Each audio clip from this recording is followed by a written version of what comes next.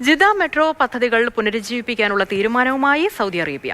പദ്ധതിയുടെ ബ്ലൂ ലൈനിനായി പ്രാഥമിക design consultancy tender ക്ഷണിച്ചു കഴിഞ്ഞു. മാർച്ച് വരെയാണ് ടെൻഡർ കാലാവധി. ദീർഘകാലമായി കാത്തിരുന്ന പദ്ധതിയാണ് ജിദ്ദ മെട്രോ വികസിപ്പിക്കുവാനുള്ള പദ്ധതികൾ. പദ്ധതി പുനരുജ്ജീവിപ്പിക്കുവാനുള്ള ഒരുക്കത്തിലാണ് സൗദി അറേബ്യ. പദ്ധതിയുടെ ബ്ലൂ ലൈനിനായി പ്രാഥമിക ഡിസൈൻ കൺസൾട്ടൻസി ടെൻഡർ പുറപ്പെടുവിച്ചതായി മിഡ് അറിയിച്ചു. ജനുവരി ആദ്യത്തിലാണ് ടെൻഡർ ഇഷ്യൂ ചെയ്തത്. നിർദ്ദേശങ്ങൾ സമർപ്പിക്കാൻ കൺസൾട്ടൻസി സ്ഥാപനങ്ങൾക്ക് മാർച്ച് വരെ സമയം നൽകിയിട്ടുണ്ട്.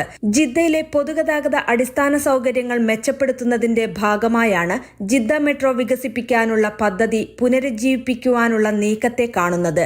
കിങ് അബ്ദുൽ അസീസ് അന്താരാഷ്ട്ര വിമാനത്താവളത്തെ ഹറമൈൻ ഹൈസ്പീഡ് റെയിൽവേ സ്റ്റേഷനുമായി ബന്ധിപ്പിക്കുന്ന ഏകദേശം 35 കിലോമീറ്റർ ദൈർഘ്യമുള്ള പദ്ധതിയാണ് ബ്ലൂ ലൈൻ. വിമാനത്താവളം, റെയിൽവേ സർവീസുകൾ, പ്രധാന നഗരപ്രദേശങ്ങൾ എന്നിവ തമ്മിലുള്ള ബന്ധം ശക്തിപ്പെടുത്താൻ ഉദ്ദേശിച്ചിട്ടുള്ള ഈ പാതയിൽ 15 സ്റ്റേഷനുകൾ ഉൾപ്പെടുത്താൻ പദ്ധതിയിട്ടിട്ടുണ്ട്.